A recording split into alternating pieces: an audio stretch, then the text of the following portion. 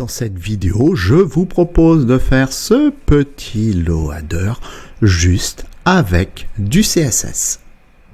Allez, c'est parti pour mettre en place notre loader simple, pas de JavaScript, que du CSS. Ici, connaissances requises, ce sont les animations en CSS. Allez voir en description, il y a un lien qui vous mène sur un tuto pour vous former sur les animations en CSS. On va faire une boîte div à qui on va donner une classe loader. C'est fini pour le HTML. Maintenant, place au CSS. On va récupérer notre boîte loader, voilà, et on va lui donner alors une bordure. On va lui dire, toi, tu auras une bordure de 5 pixels solide.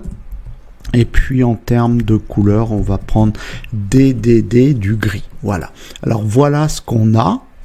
C'est normal qu'on ait ça tout simplement parce que dans la boîte div il n'y a rien, donc voilà, et puis la boîte div occupe 100% de l'espace qui lui est alloué.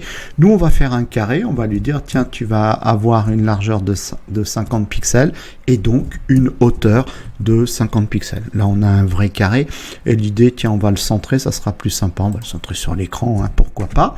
Et donc ici on va aller chercher notre sélecteur body, voilà, et puis on va neutraliser les marges qu'on a par défaut dans le navigateur. On va donner une hauteur de 100 VH à notre body et ensuite on va en faire un container à qui nous allons donner le display flex, voilà, et de là on va pouvoir accéder à la propriété justify content center align items center, et là, oh magie, notre boîte est centrée, parfaitement centrée sur notre écran. Alors l'idée maintenant, ça serait de la rendre ronde, cette boîte carrée.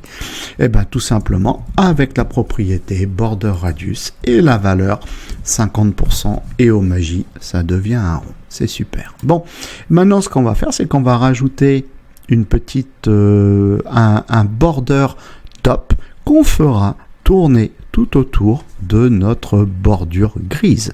Donc là, ici, on va aller chercher la propriété border top. On va dire, on va rajouter une bordure de 5 pixels solide. Et en termes de couleur, on va aller chercher du bleu. Alors, je regarde ce que j'ai en couleur. Dans les couleurs bleues, je vais prendre le 349.8 DB, CTRL S. Et voilà. Alors maintenant, l'idée évidemment, c'est que notre petite bordure top là, elle tourne comme ça.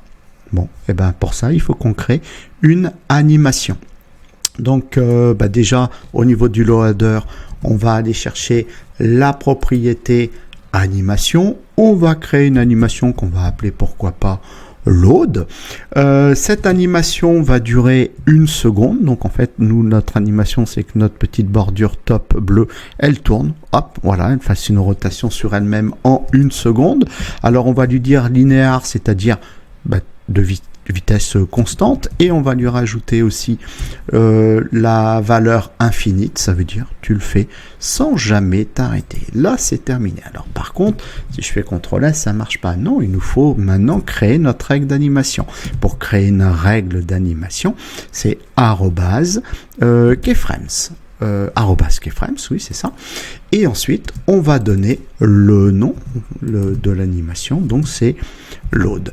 Et nous, ce qu'on veut, c'est que ça tourne sur lui-même. Donc, on va aller chercher tout et on va lui donner ici là où les propriétés CSS qui vont nous permettre de pouvoir faire cette rotation. Donc du coup, on va aller chercher la propriété transform et on va juste aller chercher la fonction rotate, fait une rotation de 360 degrés. Voilà, et à regarder de manière infinie sans jamais t'arrêter, et oh magie, voilà que notre loader est en place. Donc vous voyez, avec quelques lignes de code, de manière simple, de manière efficace, on est capable de mettre un petit loader en place. Tuto terminé. Si ça vous a plu, un petit pouce vers le haut, vous abonnez à ma chaîne et j'aurai le plaisir de vous retrouver pour d'autres vidéos.